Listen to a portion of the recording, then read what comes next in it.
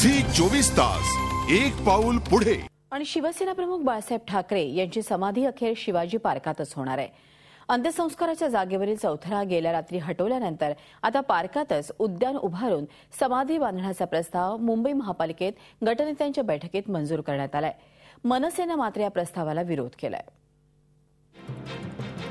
शिवसेना प्रमुख बाळासाहेब ठाकरे यांच्या अंत्यसंस्काराच्या जागेवर उभारलेला चौथरा अखेर सोमवारी रात्री शिवसैनिकांनीच विधिवत दूर केला।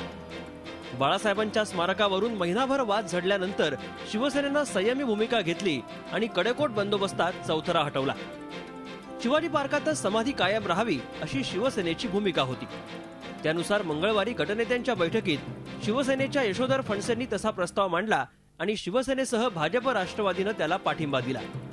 कायद्याचा अडथळा नसेल तर पाठिंबा देण्याची तयारी काँग्रेसनंही दर्शवली। भविष्यात चांगल्या पद्धतीने ते विकसित कसं केलं जाईल याच्या तांत्रिक बाबी पडताळून तसा रितसर प्रस्ताव जो आहे तो भविष्यात दिला जाईल। जर कायद्याच्या ह्याच्यात बसत असेल तर नियमात हे करून आमची काही हरकत नसेल। शिवाजी पार्कच्या नामांतराला विरोध करणाऱ्या मनसेनं पार्कात समाधी स्थळ बांधण्यासही विरोध केला।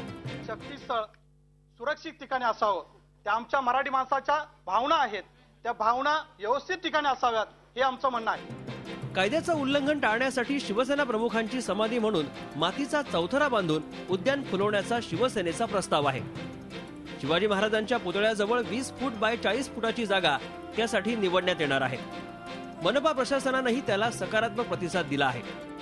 तो आमचे अतिरिक्त आयुक्त शहर श्री मोहन अडताणी हे जागेवर जाऊन त्याची तपासणी करणार आहेत, कायदेशीर बाबी पडताळून बघणार आहेत आणि त्यानंतर तिथे त्या कामाची अंमलबजावणी होईल। अंत्यसंस्काराच्या जागी समाधी कायम ठेवण्याच्या शिवसेनेच्या भूमिकेला सरकारनं ठाम विरोध केला। अखेर उद्धव ठाकरे यांनी कायदेशीर आणि राजकीय अडचणी लक्षात घेऊन सामंजस्याची भूमिका घेतली आणि उद्यानाच्या रूपानं समाधीस्थळ उभारण्याचा प्रस्ताव पुढे आला। त्यामुळे शिवसेना प्रमुखांच्या अंत्यसंस्कारानंतर दुसऱ्याच दिवशी सुरू झालेला वाद आता कायदेशीर अडथळे आले नाहीत तर संपुष्टात येऊ शकेल। झी 24 ताससाठी दिनेश दुखंडेसह हेमंत बिर्जे, मुंबई। झी 24 तास एक पाऊल पुढे।